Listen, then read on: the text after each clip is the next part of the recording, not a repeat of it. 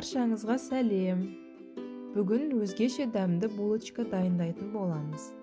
Қоспалары описаниеде жазылып тұр. Ал бастайық. Алдымен ыдысқа сүтімізді құйып, ашытқы саламыз. Сосын бір қасық шекер қосып араластырамыз. Енді 8 ас қасық ұн қосып, бір қалыпқа түскенше қозғаймыз. Көріп тұрғандарыңыздай орташа сұйықтықта болуы керек. Бетін пленкамен жауып, жылы жерге көтерілгенше қоямыз. Енді басқа ыдысқа жұмыртқа мен тұзды салып араластырамыз.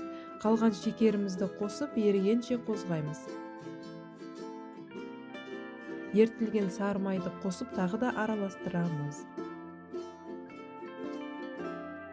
Біздің бірінші дайындаған ашытқымыз көтерілді, енді екеуін қосып, бір келкі болғанша араластыруымыз қажет. Содан соң қалған ұнымызды аз-аздан қосып отырамыз. Сосын қамырға күнбағыс майын қосып илейміз. Осындай қолға жабыспайтын қамыр болады. Бетін пленкамен жауып, 1 сағатқа жылы жерге қалдырамыз. Жақсы көтерілуі үшін жарты сағаттан соң бір қайтарып алуымыз керек. Әрі қарай тағы да бетін жауып қалдырамыз. Қамырымыз көтерілді, енді оны бірнеше бөлікке бөлеміз. Менде 12 бөлік шықты.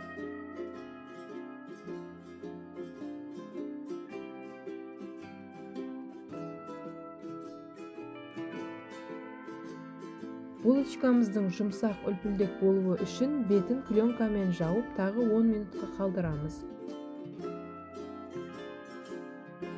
Сосын қолмен кішкене жайып, бір қасықтан варенка салып түйіп шығамыз.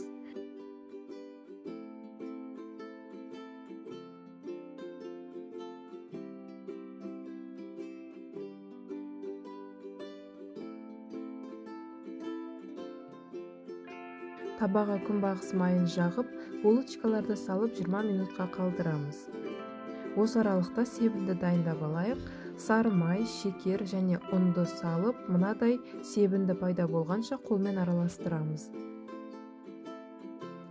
20 минут өтті, булочкаларымыздың бетіне жұмыртқаның сары уызын жағып шығамыз, сосын себіндіні себеміз.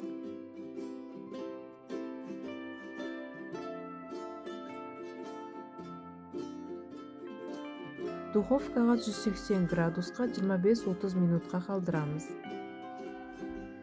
Піскен булочкаларды жарты сағаттай суытып аламыз. Булочкаларымыз дайын, ерінбей жасап көріңіздер.